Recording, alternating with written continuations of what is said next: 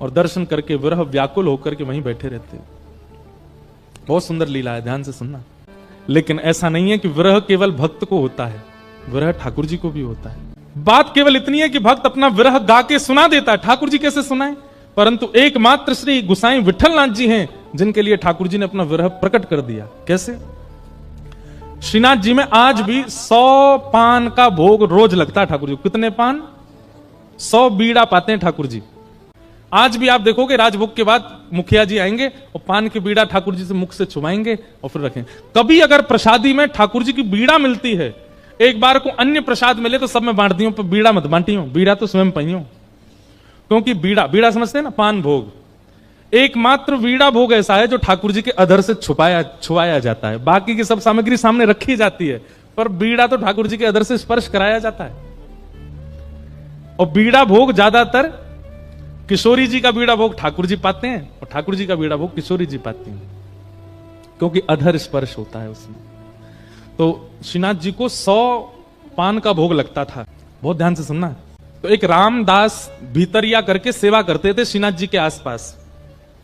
पोंछा लगावे की सेवा, आरती सजावे की सेवा, आदि आदि सेवा। भीतरिया 2 सेवक होते हैं, एक होते हैं भीतरिया, एक होते हैं भारिया। भीतरिया वो जो गर्भगृह के अंदर जा सकते हैं, भारिया वो जो बाहर बाहर की सेवा करते हैं। तो रामदास भीतरिया जो थे ये गुसाई श्री विठलनाथ जी के शिष्य थे।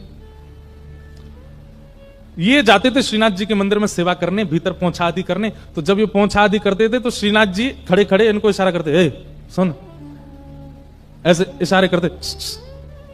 अब ये आवाज कहां से आ रही है? फिर ठाकुर जी करें, अब ये ऊपर देखे ठाकुर जी को, ठाकुर जी ऐसे खड़े, आसपास कोई है नहीं, भाई आवाज कौन करता है? एक बार तो घबरा गया, हुआ आ गो मंदिर में। लेकिन फिर ठाकुर जी ने इसको ऐसे बौं मटका के इशारा किया। रामदास तो अरे अरे जय जय, आप बुला रहे हैं मुकू।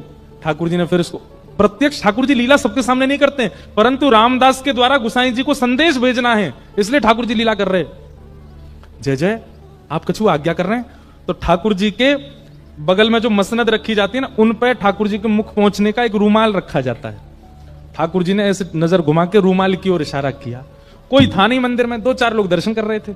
इसने धीमे से वो रूमाल उठाया और रूमाल खोल के देखा तो ठाकुर जी जो 100 पान खाते थे उसकी जो पीक निकलती थी, उस पीक से ठाकुर जी ने पत्र लिखा था गुसाई श्री विठलनाथ जी के लिए। और वो पत्र लिखा था, उसमें प्रथम ही ठाकुर जी ने लिखी है, रामदास पत्र मत पढ़ियो, ले जाके गुसाई जी को दे दे। रामदास के तो नेत्र सजल हो गए, ठाकुर जी लीला करते। और रोज रामदास क्या करता, 2 रूमाल रखता, एक तो वहां पधरा देता,